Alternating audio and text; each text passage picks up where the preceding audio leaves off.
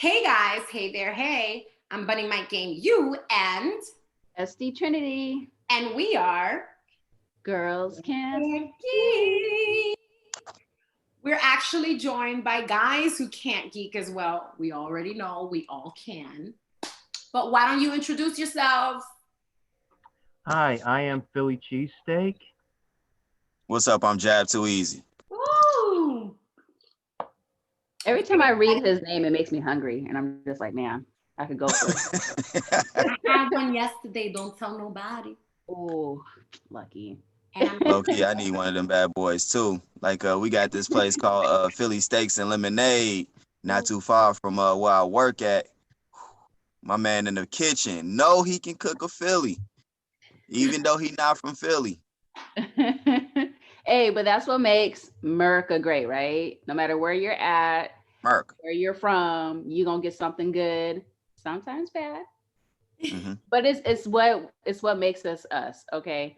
So we got some things going on. You know, we had a few minor things that are starting to change in the country, you know, normally every 4 years and stuff like that. You know, we got elections and everything that came from it. So we calling it an election? I'm gonna just say elections. I'm calling elections. I saw, girl, and I know you would really appreciate this. I saw a meme the other day. Stop. Tell me. You heard this one. It's that the whole country looked like they waiting on an STD result. Mm-hmm. That's exactly what it was. That is exactly what it was. And actually, let me tell you something about some of the memes that I've been seeing lately. So one of them was that. The second one, because I follow Mari on like everything for some reason. I love this man. I would love to go to his show and be in the audience and be like, ooh, you know what I mean?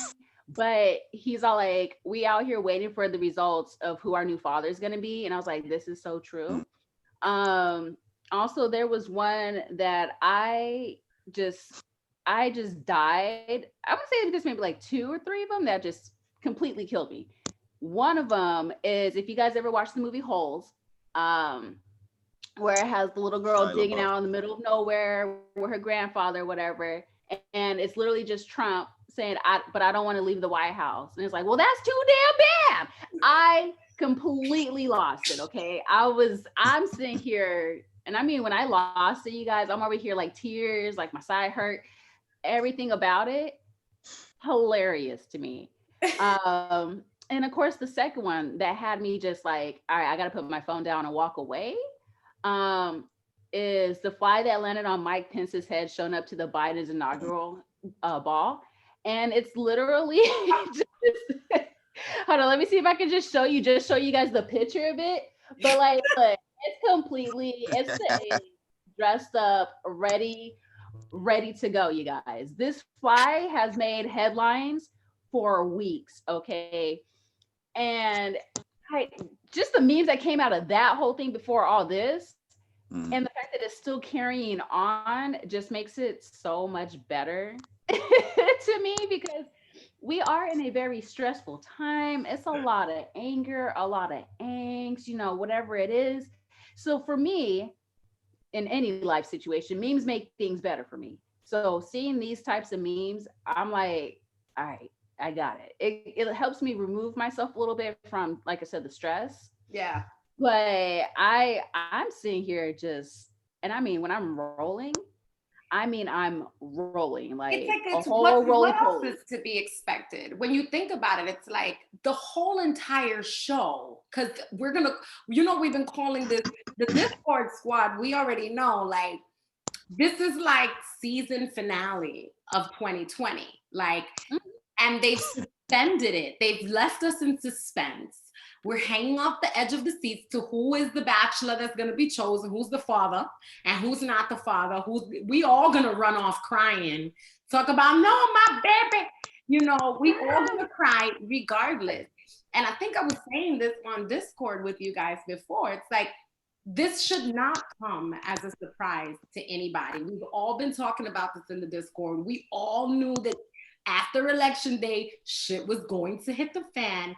We just didn't realize, I don't think we took into account these symptoms of what Merica really is going through. And it's just the sickening, radical, like pop culture wave that we've been on. It's like, it started out in Europe with the UK, with the United Kingdom, and that whole like pop culture fanfare of the royals, turning it into something monstrosity. Like it's just like a big machine where it's just like tabloids, you know, the constant like following the paparazzi, Princess Di dying behind it, just this fanfare that transferred over, I feel like somewhere around the time where like Kennedy, you know, JFK and his wife Jackie O, and you know, that fanfare, that holier than thou kind of reality TV, but not really, where people were just obsessed. And I feel like it shouldn't come to a surprise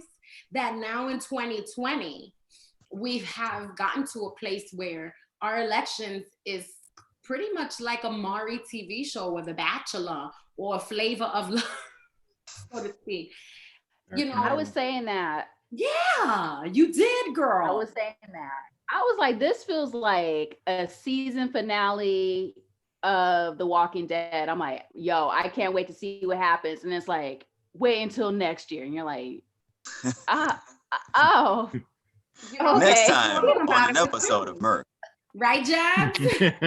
Look, on the next episode of Merica, we find out whether or not our president will actually lead the country or leave his seat. Stay tuned. Yeah, like, and you're like, you know, you can just put that in this season right now, right? Just tell us. And they're like, nah, we gotta marinate it out. You're like, oh, okay. There's a lot to be thought about. I mean, what we've seen in the past week now, it's been a week. Can you believe this shit? We still don't know who Merica father is.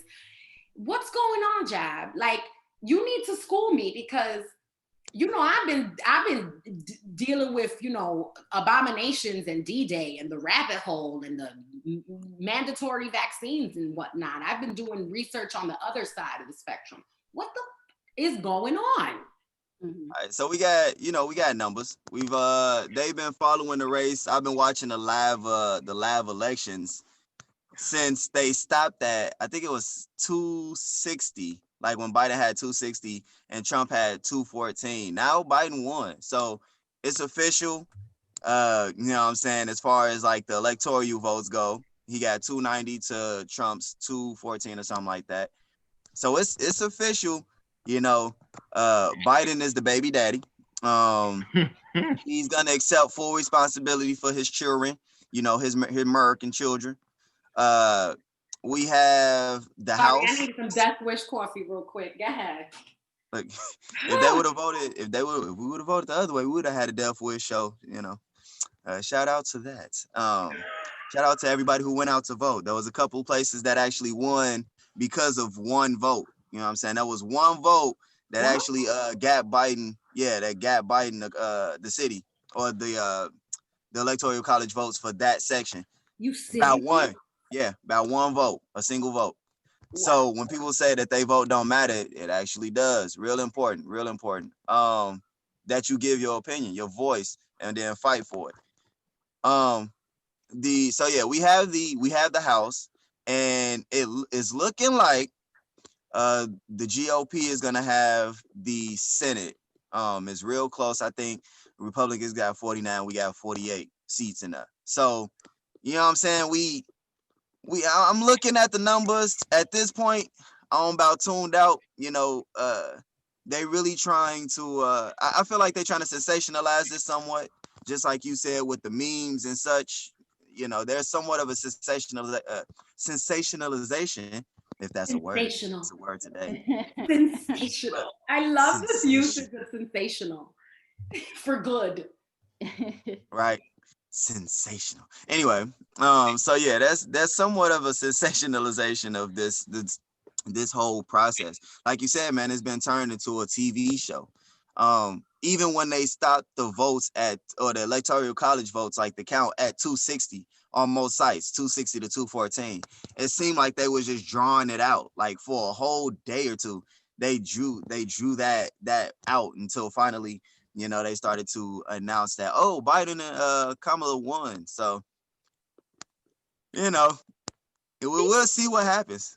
Right. And then speaking of, like you said, TV shows and drawing it out and stuff like that. One, I always just thought about how how Trump had his show, which at the time I thoroughly enjoyed. I was like, wow, look at these people like trying to own their own business. You know what I mean? Like, Was it was The cool. Apprentice?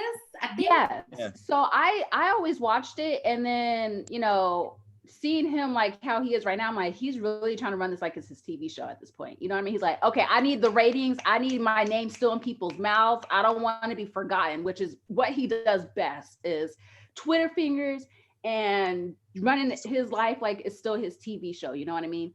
But it does make you think of other things that he's been in the past, as far as TV shows or movies or whatever it is.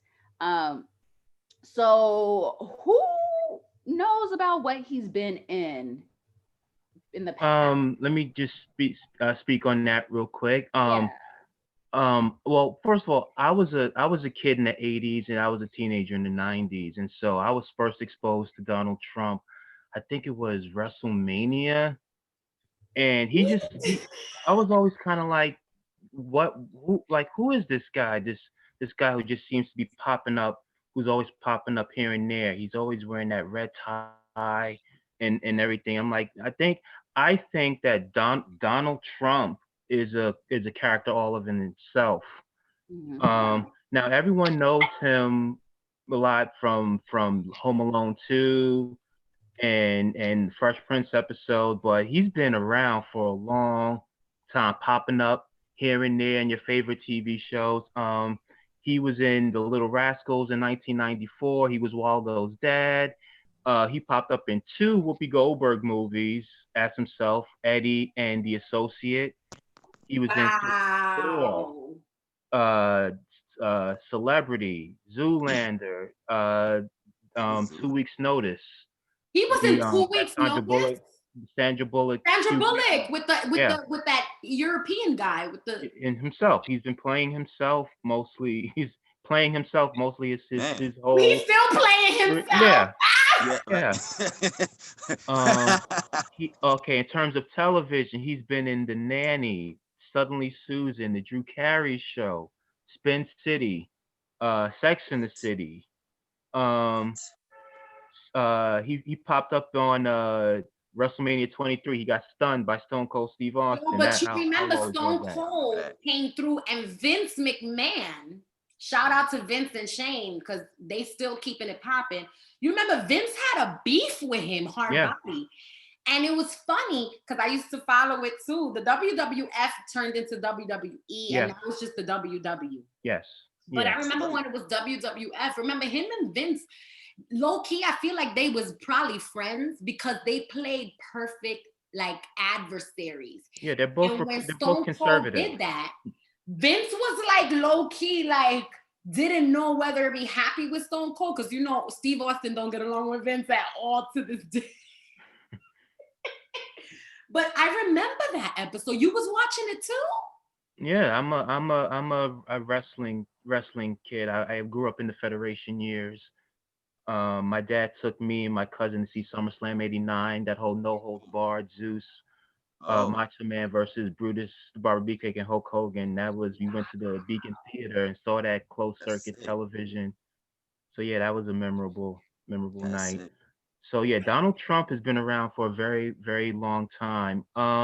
He also popped up in comic books. One of the things that DC did, which was funny, they did this Lex Luthor autobiography that was called The Lex of the Deal, and it made it look like Trump's Art of the Deal, where you see Lex Luthor, this distinguished like portrait and everything. I always wanted to get that book. It came out, I was 9 at the time. I always wanted to get that because, like I said, I'm like, who is this guy? This Donald Trump, and everything that he was going through with Ivana and the Trump Towers and the Trump casinos and all of that.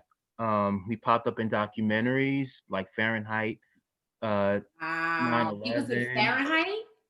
Fahrenheit 9/11. He popped up. A lot Michael of those Michael Moore. Moore. Wasn't it Yes. Michael Moore? The Michael Moore documentary. All about you know, 9/11, but it's crazy. Like now that I think about it, I could vaguely remember him being in that documentary. That was like when Zeitgeist came out, Supersize Me came out. You know, I'm a fan of all of what you're mentioning. Documentaries, especially documentaries that are like the shit show of Merica.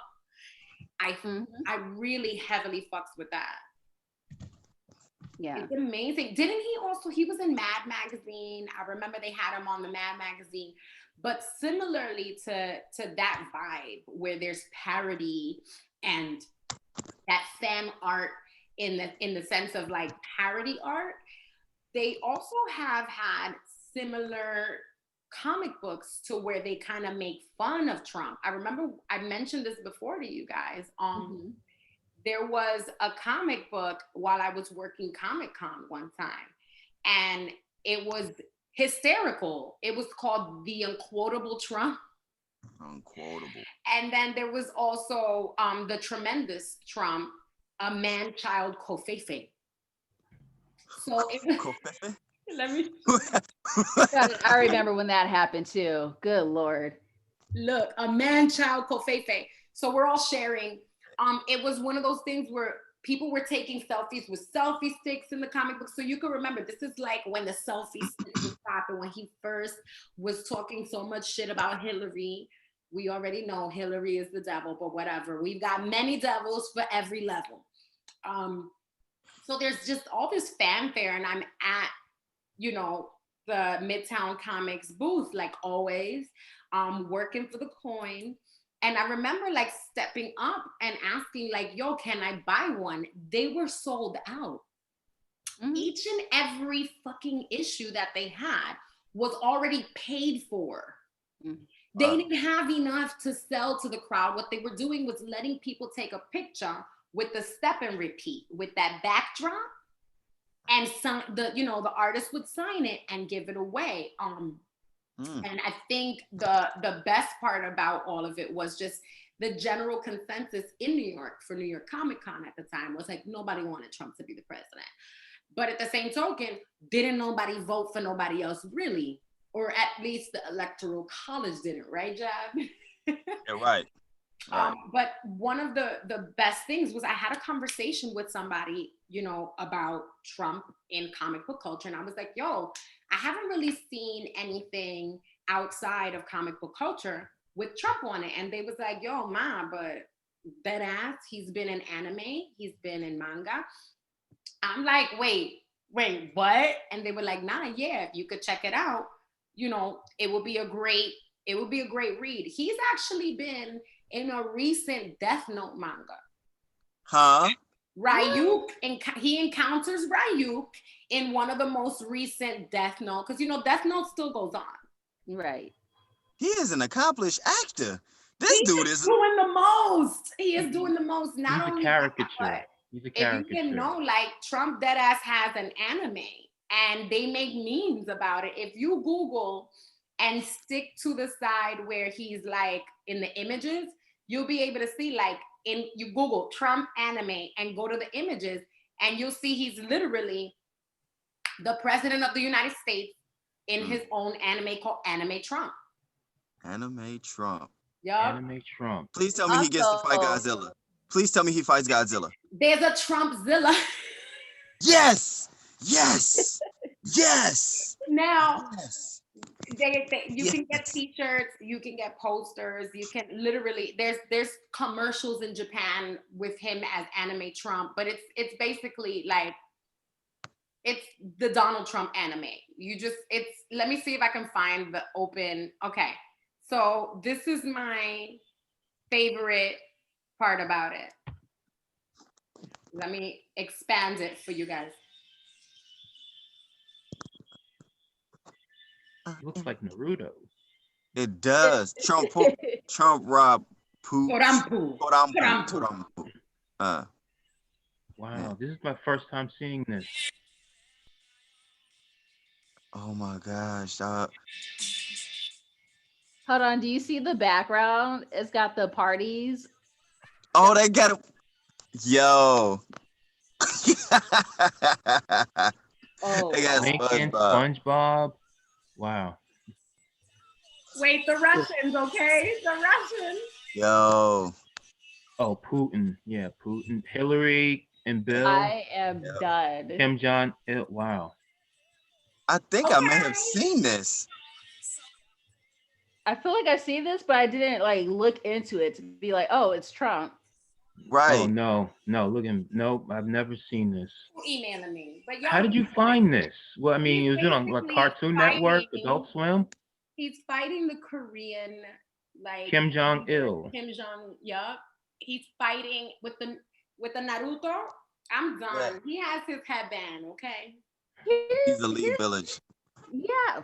First of all, speaking of Leaf Village and not trying to backtrack, but there was a meme that showed him with the headband and it had the American flag, but it had a line through it after this, like he lost. And it was just like, damn, he just, that's it. No more Merica Village. He was just like, nah, I'm done. Like, Nah, he not a member of the Merica Village no more. No He going more. over with Kim Jong, who's gonna be he's the Orochimaru equivalent.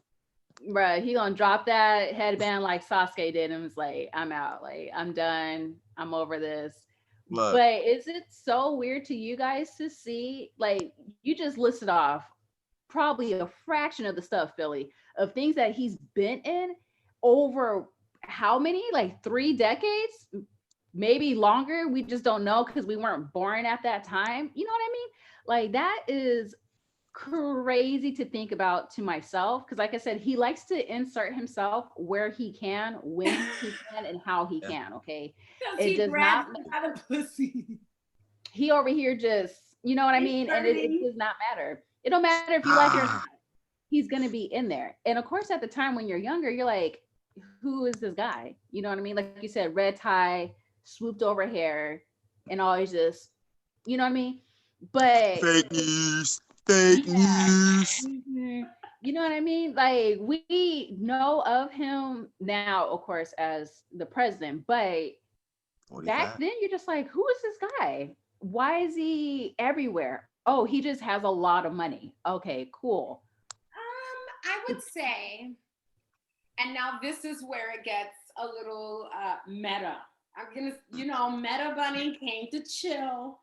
A lot of people fail to realize there is a lot going on in the deep state. He has, as SD Trinity mentioned, he has inserted himself far beyond any reality TV star, any real estate mogul, any power player within pop culture and within history. He has inserted himself so deep into deep state that the rabbit hole goes very, very far, deep. If you search, and this is, I've talked about this with you guys on the Discord before. If you search and you try to find his son's age, you're gonna get a lot of different theories. If you search for Melania's pregnancy photos, you're not gonna find them. And so there is this theory that the reason why he's able to insert himself, as SD Trinity has so eloquently mentioned, a lot of people's theories is because of time travel. And while I've touched a little bit on the subject before, I feel like it deserves its own episode in and of itself.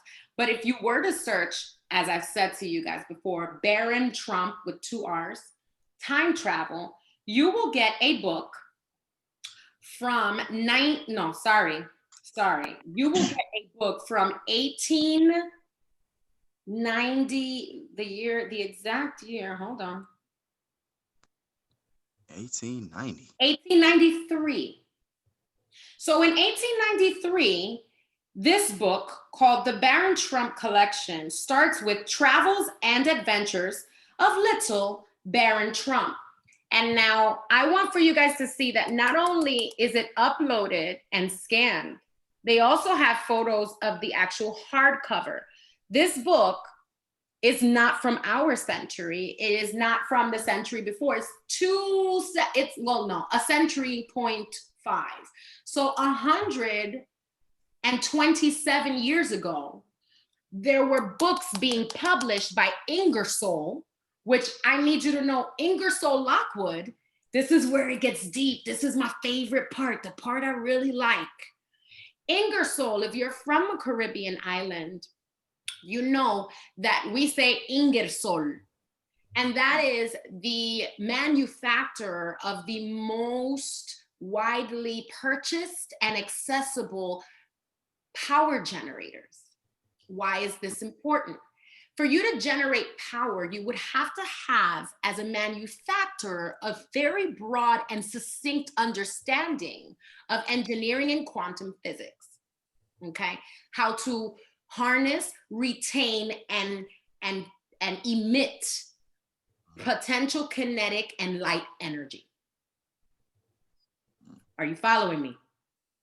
Okay, so Ingersoll is the manufacturer of, you know, the generator that my dad uses in the Caribbean when the power goes out. That's the manufacturer of the yellow generator battery charger thing that my dad uses, and my dad's dad used, and my dad's dad's used. My dad's dad is a direct descendant of my ancestors from 1893. You guys have ancestors that were born and lived during the years of 1893. Go back and ask them about Ingersoll. And I urge all of our listeners to do the same, or just speak to people that you know in areas where backup generators are needed within the home, residentially. And you will find Ingersoll has manufactured generators since the 1800s. So now, Ingersoll Lockwood was publishing books on time travel with the star of the show named Little Baron Trump. Now let's take a look at the pictures of this kid in terms of how he looks. I'm gonna have to turn my screen to the side so y'all can really get this. Work it out, work it out. Look at the face. Look at the side view. Look at the profile. You understand? Okay. So I urge you guys to do whatever research you'd like yourself. You don't have to believe me. This book came out in 1893. I was not even sperm yet. You guys were not even thought of. We were just prayers of our ancestors who were being, you know, put through the ringer. But there's also Marvelous Underground Journey. That's part of the collection. What is the rabbit hole? Okay, then we have, so Little Baron Trump's Adventures, Marvelous Underground Journey, and then there's the one that's called The Last President. Interesting. So now that we've tumbled down the rabbit hole, I would like to remind everybody of the need for you to not believe what you see, because we are ruled by pop culture at the moment. As a nation, as a world, we are allowing for popular culture to dictate what we believe and what we hold as true. I genuinely believe that the way that he has, as SD Trinity so eloquently put, the way he has been able to insert himself into all forms of power, I believe it has a lot to do with deep state, the rabbit hole, time travel, and light harnessing. I gotta research that. I want to look into that.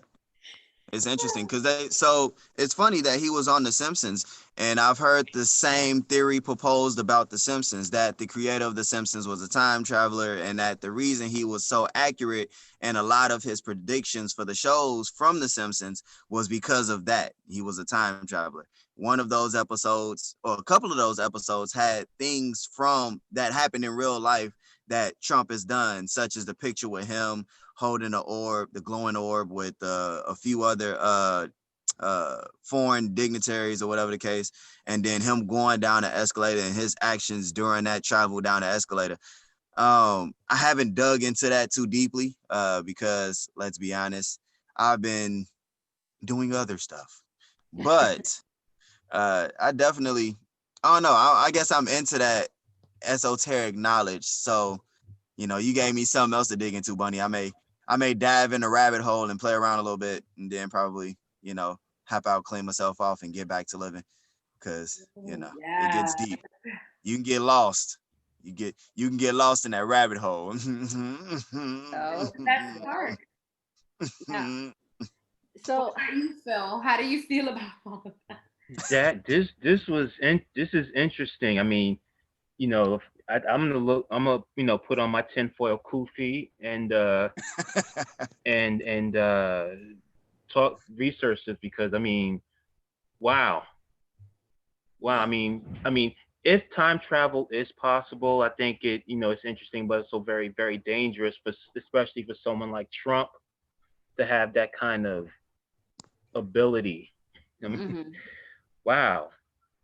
And just thinking about time travel and stuff like that. Of course, you've seen it in all movies, all comics, manga, video games, whatever it is. There's always the butterfly effect. Mm-hmm. So, I mean, let's say he did go back. He's like, oh, I know I'm going to win, and left it at that. Like, but didn't realize what could have happened past that. It's like, oh, well, you're not getting your second term. You know what I mean? And he's furious because now it's like, well, I went back and this is what I looked at. This is what I had planned out for myself, my family, my kid, whatever it is, so on and so forth.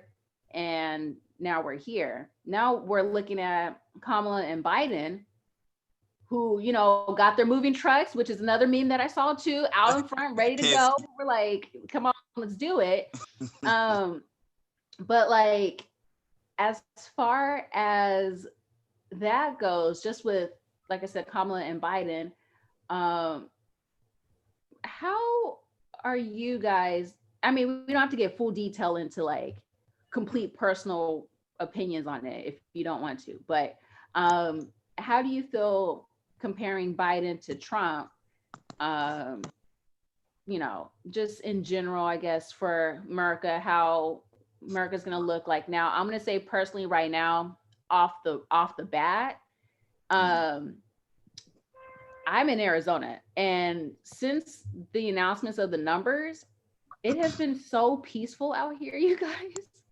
And I seriously, I'm not saying that I feel 100% more safe than I did, but I do definitely feel a lot safer right now because one, I'm not being, road raged off by a whole cavalry of Trump supporters with anger issues. I'm not going to be in the store surrounded by red hats that say "Make America Great Again," and then, now I'm being followed to my car. It's been great, at least for me, at least from this standpoint as we speak right now. It's definitely been better. But of course, seeing a woman in office is crazy in itself, which you would think would just be like a normal thing, but we're dealing with hundreds of years of just like that ain't happening type of thing. But like, what are your guys' opinion just off of Biden and Kamala right now? So I've been honestly, and I've had this conversation with a couple different people. Shout out to Laurel K of the Laurel K and Dr. Truth show. That's here in Gary, Indiana. I've talked with her about this very subject. She's very pro after the election. So, a lot of what we have is a lot of politicians making promises, and that's going to be every campaign. Politicians are going to make promises. They're going to tell you what you want to hear or what they think you want to hear, just so they can get your vote. You know what I'm saying? That's pretty much usually how it goes. The job for us then would be after we get done with the election, after the November 3rd election to November 4th and forward, to hold them to those promises that they actually made. After January 20th, when Biden is inaugurated and Trump is dragged out of the White House, probably with a bunch of Proud Boys, as he called them, standing there with their guns, going against the Secret Service, trying to win because the Secret Service ain't no joke. Getting wiped out and Trump getting dragged out, in his Penske truck. After all of that, we're still gonna have to hold Biden and Kamala to all of the promises that they made, I have a strong feeling that the overt racism that was a little bit more rampant is going to die down.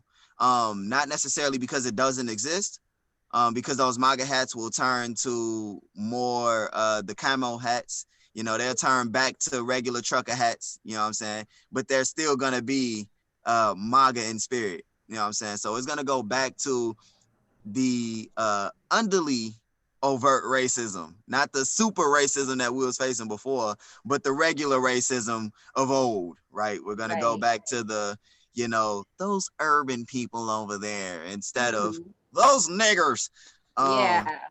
Yeah, that's what I'm saying. Like, that's what it's like over here. And I'm just like, oh, okay. So I see you took down your Trump flag and you just stuck the normal American flag back up. Okay, I see you. I still know who you are. I still know where your thoughts and your theories are. I still know who you are. But now it does seem like they're not as vocal, as open when, you know, their leader is, you know, not leading no more. I mean, there's still gonna be a leader, but now they can't be like, oh, well, my president said it's okay, so now I can do it. Now it's like, oh, well, he's not gonna be president for a couple more months, and then it also presents the next issue. And again, I don't support one over the other. Right. I'm not pussy, so I don't care about a racist. I know where I stand with a racist. You don't like me, that's cute. This also begs the other question. Now that MAGA people have to take off their hat, so to speak, what say you about the pedophiles that feel comfortable with groping children in public in front of a camera? I would love to see who's going to put him on the spot. Who's going to be, I want to see Jorge Ramos from Univision, Telemundo, George Ramos, tell him like, yo, what's up with the way you be touching these kids, fam? In front of their moms and dads, on the Oval Office floor, in front of the world. What's up with that, fam? Holla at me. So while I'm very, I could see that, I don't think racists are gonna put away their hats too soon. I have my own philosophies and predictions behind what really is gonna happen, which is really funny, but we'll save that for later. I just would like to remind people that it's really about who we talking about. Come outside, we just want to talk. Whether it's Trump or Biden, ain't nobody finna jump you, just come outside. We just want to talk. I just want to ask you something. Hey, yo, Jorge, I'm a jumpy. asking that shit. Asking that shit about because I don't know where I stand with a pedophile. I don't know if you like 14-year-olds or 4-year-olds or 4-month-olds. I don't know if you like your own damn kid and your kid has been raised in such a way that they feel like because you guys are different from other people, this is just what y'all family do and nobody would understand, so don't talk about it. I come from a place where it's death to all pedophiles. If I have to lose sponsorship behind that, well, then that's just what it's gonna be. I can't say death to all racists the way I can genuinely say death to all pedophiles. Now, does that mean I support Trump? No, that doesn't. Does that mean that I support Biden because I don't support Trump? No, that doesn't. Same thing goes here for the All Lives Matter thing. Capiche? You saying you support one person doesn't mean that you automatically, unequivocally support another. It just where I stand. I don't care to deal with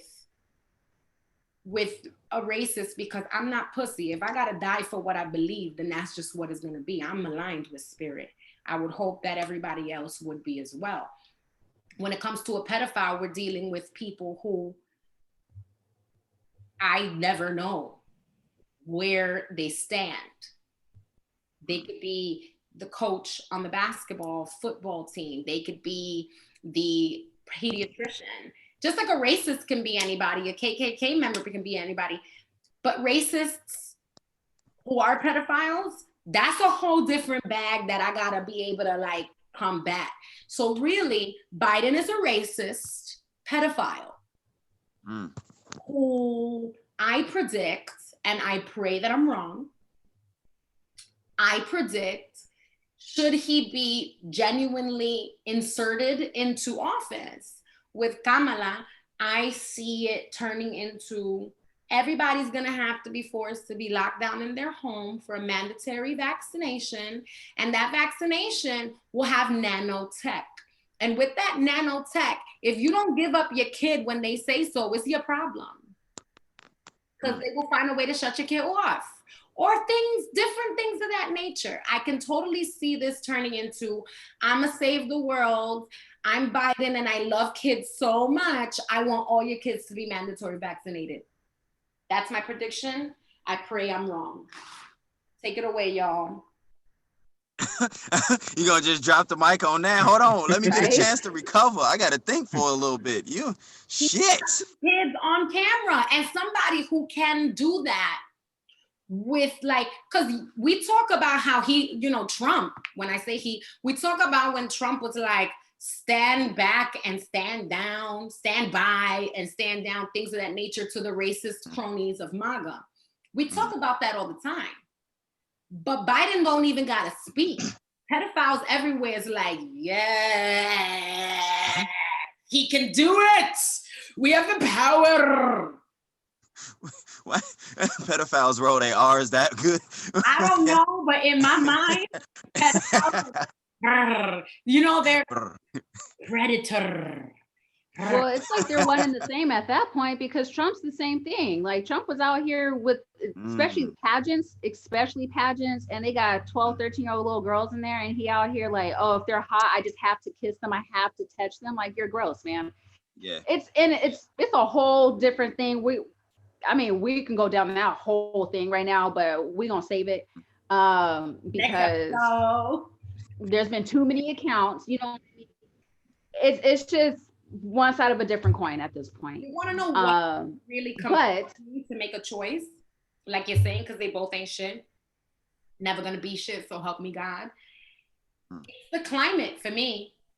It's the climate control issue for me. The fact that Trump is in his late 80s. I mean, they both old as hell. But I will say what did have me like, it had to do with the fact that Trump is cool and buddy and kikiing with, the BP people, the owners of the petroleum and all of the things. It is very difficult when all your homeboys from school know they're not going to be alive in 7 years. They know they're not going to be alive 7, 8 years when the climate control, shit hits the fan.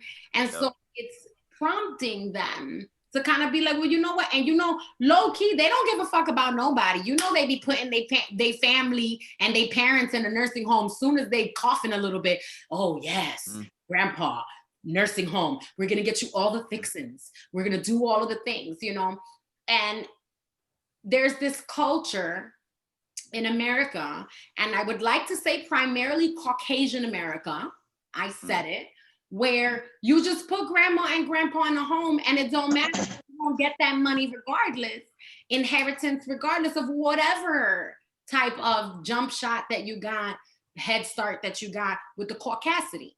So I say all of that to say, Trump and his boys and his kikiing and his homeboys from when they was kids running around before time travel was something that they had enough money for, or the technology for. Look up Project Looking Glass in the images tabs, but that's a different episode. There is something about not being able to admit, because he knows his boys is gonna be like, hey, yo, Trump, yo, TT, look, the earrings came off and all that. Hey, yo, TT, my dude, like, you're not supposed to be admitting that. We got some parties we supposed to have in the next 7, 8 years before the, climate control shit hits the fan. All right? Like, don't admit it. Matter of fact, I need you to fire that whole team that they put into place about climate control as soon as you step in the building. All right, we see you at the party. One. And when Biden stepped on the scene, Biden is coming from, damn, when me and my boy Obama, when me you got a call from Obama. when me and my boy Obama put this into place, that's the first crew that got chopped when the Obama administration was done. So we got to step on the scene. Should I get this new job and reinstate this climate control situation? Because to be honest, the entire world is on board with this. I feel like, if I'm not mistaken, I think it's China. China is set to reverse their carbon footprint totally. I think it's China, don't quote me, within the next 1.2 years. Do you know what that means? That means that we are so far behind in the climate control game. And we won't even, and by we, I mean this administration that we might be getting rid of, you know, won't even admit that it exists as a crisis, you know. And when you have to delve into the lesser of all evils, I would say it's the climate crisis for me, dog. They're both pedophiles that are racist. I said it. But it's the climate crisis for me, dog. It's always going to be a race war. It is what it is. Certain people just don't want to see this shine. But that's cool. I'm not pussy. It's the climate crisis for me, because I can't fight that Mother Nature. I could fight me a racist. If I die, I die. If they die, they die. I could fight me a pedophile. If I die, I die. If they die. But how I'm gonna fight against the crisis that we all have kind of put our hand in. And then on top of that, you know, just with everything that's going on, every president, every whatever, you know what I mean? We always end up having some type of war. Like, war is always going on. War has never stopped. I don't think there's been a day where there has been something in some country, and I'm not just saying America, but I'm saying all over the world, where there's something we're not fighting. But it does bring me to the point of today is Veterans Day as well. You know, we got, well, you know what, with COVID, I don't think we have any parades. I feel like we might have a parade out here or something. But I was just wondering if there's anybody out there, you know, here in the chat right now, or out there in Girls Can't Geek Land, that has any family members, any friends, whatever it may be, that you know that is a veteran that did make it or did not make it. Honestly, I want to say, if you've been in war, you already sacrificed so much, because you see all the homeless people, most of them are old vets, and we always say we care about them, and then they be out here on the street, you know what I mean? But I did want to say, can we just take a moment just to thank those that did come back, if they did not come back, to also thank them for their service, whatever it may be. I want to say my grandma, my grandpa, I have like 3 uncles, a couple aunts, a bunch of cousins, a ton of friends. I'm from San Diego, so that's just a whole military state right there. City, but all of them, I'm gonna say thank you. I'm just gonna say thank you. I'm shouting them out. I'm saying, hey, we see you. We appreciate you for what you've done, what you could do, everything. Whether you agree with the wars, whether you agree with what's going on, these are choices that they have made for the most part. You know, back then it was like, you picked, you going, you know what I mean? But I just want to give them a little shout out on Veterans Day. So anybody else, you got any family members, friends, anything? Yeah, so shouts out to my uncles. 3 of my uncles actually are veterans. Shout out to my co-workers. You know, I got quite a few co-workers. Shout out to my sister, who's actually still in the military as we speak. And, you know, a bunch of my friends, you know what I'm saying? I've met a bunch of beautiful people over the years that have served this country, and that some of them are still in service. So shouts out to y'all. You know what I'm saying? I would call names, but not this time around. I'm gonna just send y'all messages directly and let y'all know what's up. Y'all know what y'all did. Y'all out here fighting for us. Y'all fight for us. I love y'all, man. Merica. How about you? What about you, Phil? I don't have anybody in my family that served. I remember I was thinking about maybe joining the service after 9/11 when 9/11 hit, but I'm flat-footed and nearsighted, so that's not happening. But yeah, I am indebted to all my men and women in the armed services that that out there keep us safe because like you said, it's not that they go to where they're told to go. People, these wars, whatever, they just they do what they're ordered to do, and a lot of them, some of them don't make it back, some of them don't, and it's a rough job. A lot of them don't get to see their families on the holidays because they're in some desert on some map that can't be found somewhere. So it's a sacrifice. It's a sacrifice, and I am I'm indebted and very, very grateful to them. Um, yeah, I just want to just go back to what you were talking about, like the predictions with the administration and everything. Um, Me and my dad was making a joke. We were joking around. And he said, yeah, I hope he's coming up. I hope Trump is coming up with an exit strategy because come January, the IRS is coming for him. And in terms of Biden and Harris, I don't like to be a downer. I like to try to find a silver lining in everything, but the BS is coming. The BS is coming. It's already started. Everyone talks about, screw. This election was Trump and Biden. This was a distinction with no difference. It's like basically, do you want diet racism or you want your regular racism? Only difference between them is that one of them had a TV show. Um, I think that and Kamala too. I don't all of that sister girl magic, all that stuff. As soon as she gets in, oh, I'm Indian. I'm be Indian again. All of that is gone. Look up her history when she was Attorney General in California, and you're like, how she wanted to lock up single black mothers for truant, if their kids show up late to school. It's like, well, and every time she talked about, locking black people up, she always get the echo. And it's like, you're like, oh God. And then, I mean, remember, she tried to get the nomination herself. And what happened? She crashed and burned. Mm-hmm. And just wasn't she talking about how Biden is a pervert and everything like a year or two ago? Now she's his vice president. Joe, we did it. Joe, we did it. It's like all no, it's I don't trust her. See, I personality. think 2020. I think that we as black people we need to be thinking in terms of tangibles, not symbolic, not symbolic. Uh, oh well, let's we're gonna put up a study like no, or a commission like no. I want tangibles, money, real estate, uh, I want those badge carrying thugs that kill my people. I want them to be punished, not administrative leave, not trans. I want them to be punished.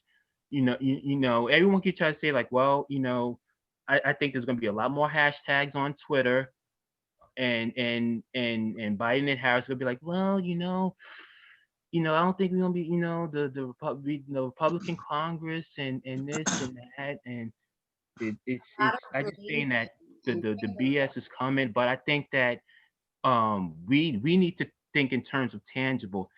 Lyndon B. Johnson was a card carrying racist, but he had the foresight, like, well, he gave us the civil rights. That he's like, if I do something for them, they'll be loyal forever, and that's what's happened. We become just loyal to the Democratic Party, but it's like, I want whichever candidate, Republican or Democrat, give me my tangibles.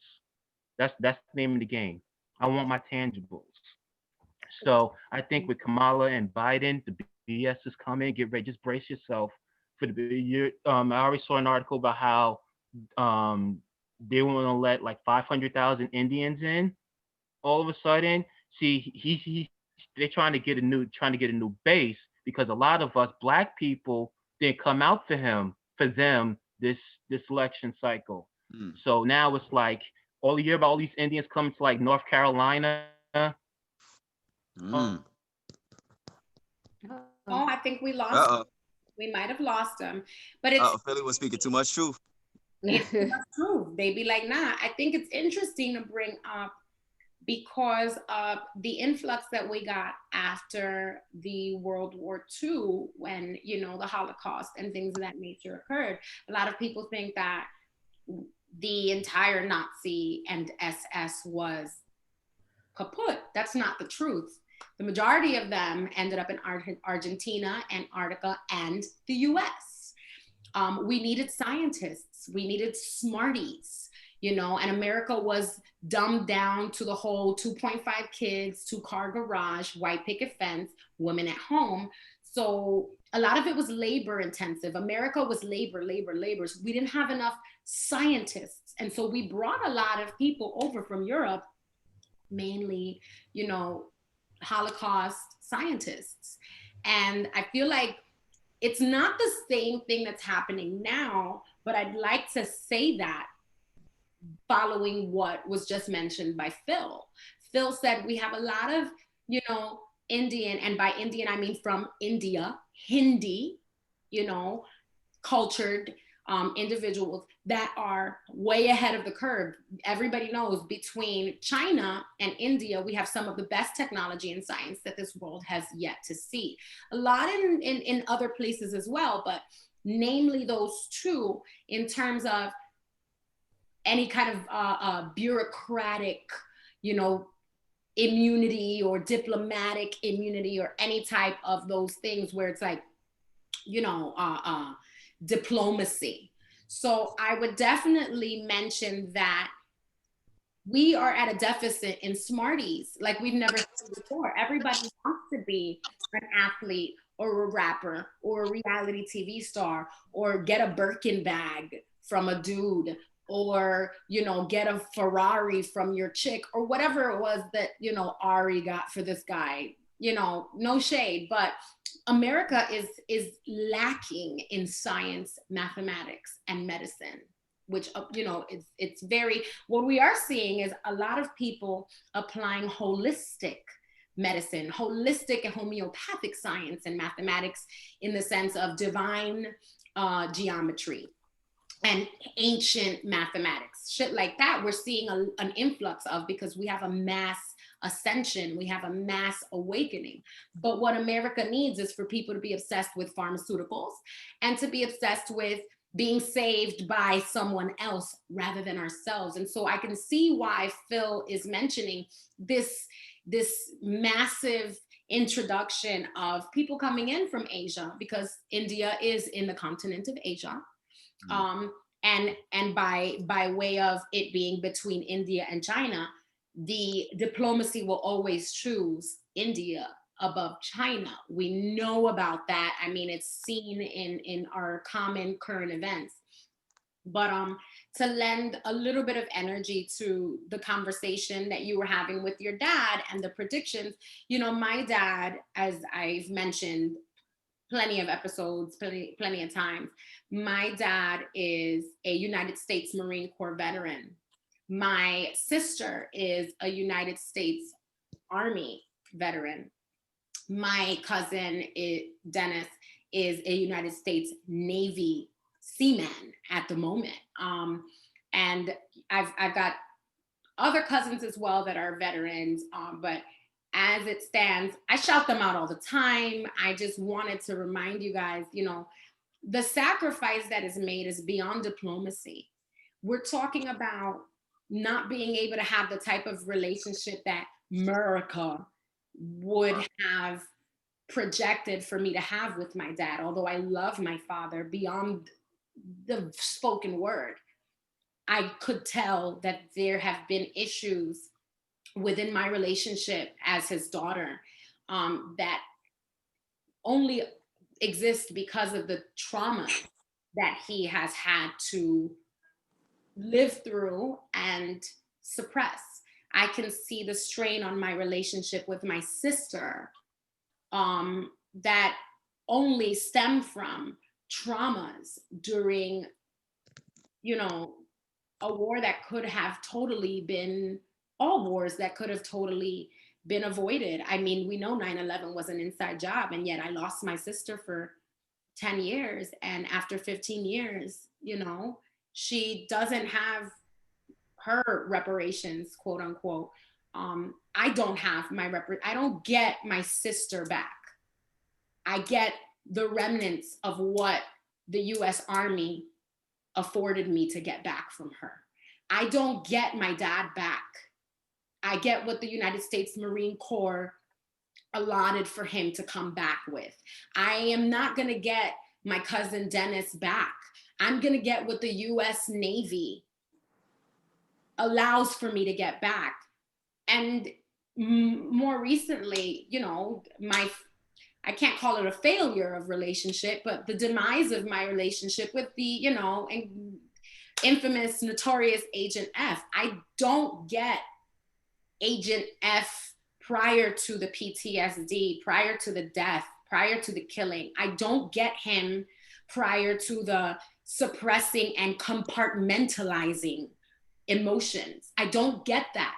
I get the shell of what the US airmen, what the Air Force allotted for me to get back. I get what the FBI allows for me to get back. We don't get our family back. We get what the military allows for us to get back. And it's hard on us, but it's hell of a lot harder on the shells of who they are now, seeing that we want so desperately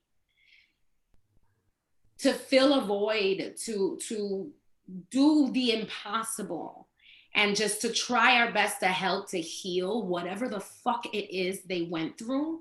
But there is absolutely nothing that we can do about it but say thank you for your service. That's all we can do. Be grateful.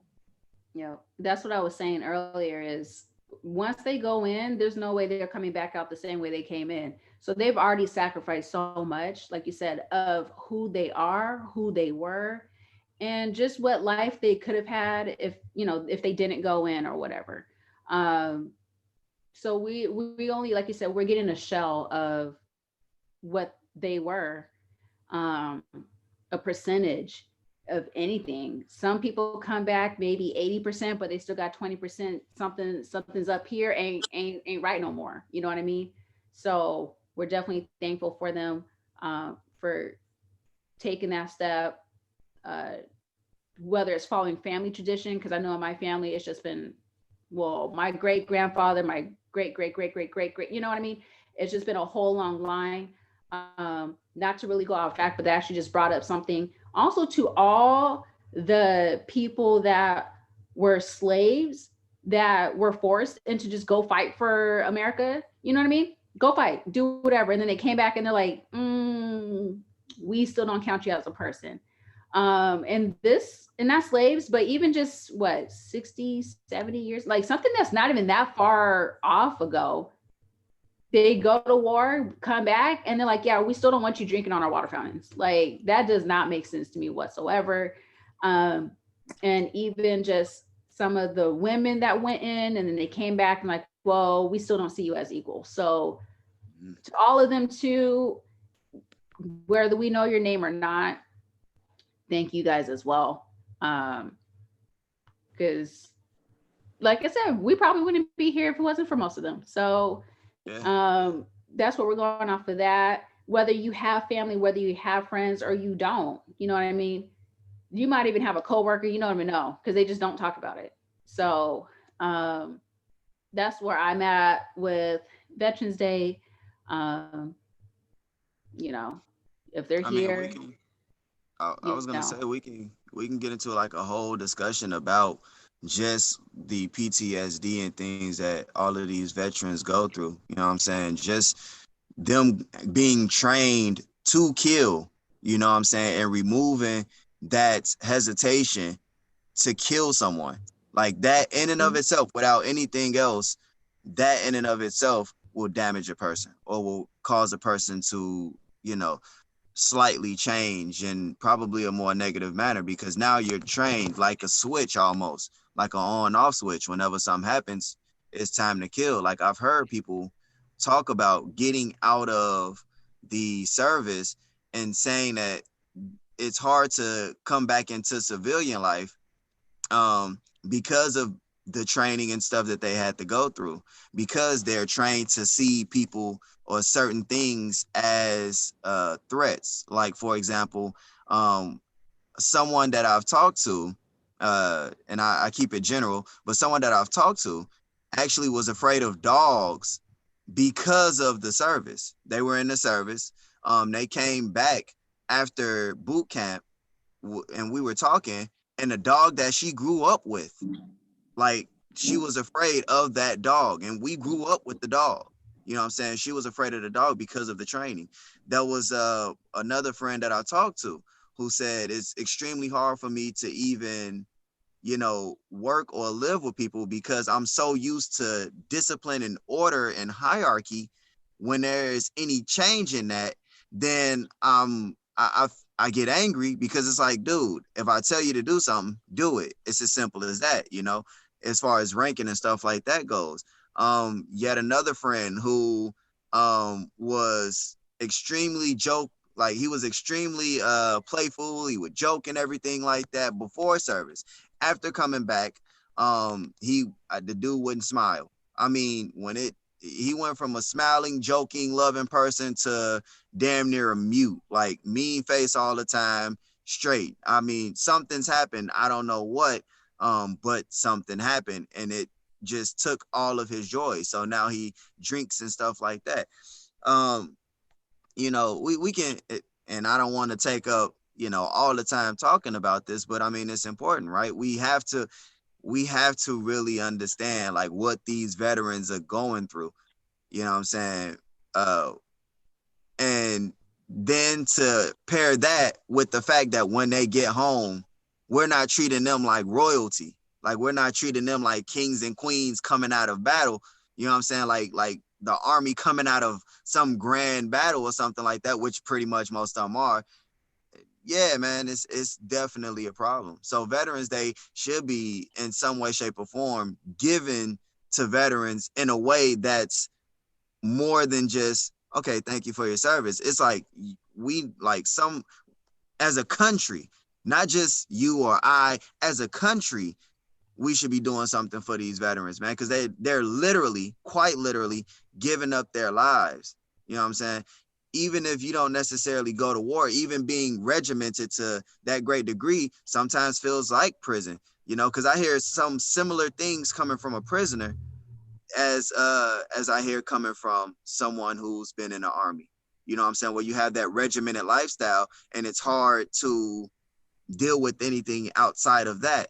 You know, so mental health checks and giving them services so they can, you know, acclimate back into society, which some of those things may exist, but even then giving them a home and making sure that they're well taken care of monetarily, it, you know, and once again, I'm not going to get too deep into it, but yeah, man. Yeah, just like you said, SD, just like you said, Bunny, you know what I'm saying? And just honestly, like you said, Philly, we need something a little more tangible. For those who are giving up their lives and who have given up their lives and who's given up their physical well-being, who's given up their mental well-being, emotional well-being, etc. For the country, for us, so we can sit here and make podcasts, or, you know, so we can live our lives, you know what I'm saying? So we can make music and walk down the street without having to worry about bombs dropping out of the air on top of us. You know what I'm saying? So once again, without making this too dark, because it seems like I hit a light switch, shit got real dark real quick. But shout out to all of the veterans and everybody that has been and is currently still in the service. Thank you very much. And sadly, that is all I can give you right now. But prayerfully in the future to be a little bit more for all of y'all. Yep. Yeah. Yeah. I'm trying not to cry. I apologize. It's an immense, deep gratitude that I have to the entire military. I mean, every single branch, including the reserves. So it's the reason why I'm very, very, very vocal about what it means to be a military brat, things of that nature. It's a gift and a curse. There is so much that goes into not just serving, but being a vet. And shout out to the airmen that game over on Command Clash for the esports teams that are in the Air Force. Salute to you. I am very happy to be able to work with the airmen on that project. Look out for a lot of that moving forward. If anybody that is listening out there would like to become a little more involved with things of that nature, DM me, find me, either, myself or SD Trinity, and we will definitely get you geared up and ready to go. And trust me, any amount of service in return pales in comparison to what they do for us. So if they can game with you online and just chat and talk, it makes a big difference. I'm talking about they be out there, holidays, birthdays. It's every branch of the military that literally, I remember one of the things my sister used to say to me, and it haunts me to this very fucking day. I remember when Facebook was first starting out. That's how old I am. And she would say to me, when she would watch, the posts on the timeline, she would say, it feels like I died and I'm in heaven and I'm looking at you guys live your lives and I'm so happy for you. That shit hurts. Mm-hmm. And this is someone who you don't know if they're coming back from Afghanistan, Iraq, Kuwait, Iran, anywhere. You don't know if they're going to come back. And for someone to already be ready to die in that sense, it begs the question, how the hell are we evening out those odds? How are we matching that service? And if you're ready to find solutions for that, SD Trinity and I will definitely be here for you guys in the DMs. Join the Discord. We're answering DMs there way faster than we do on Instagram. Until next time, I'm Bunny Mike Game You and SD Trinity. And You have too easy. CHEESESTEAK. All of them. Everybody. Philly jabs. Philly jabs.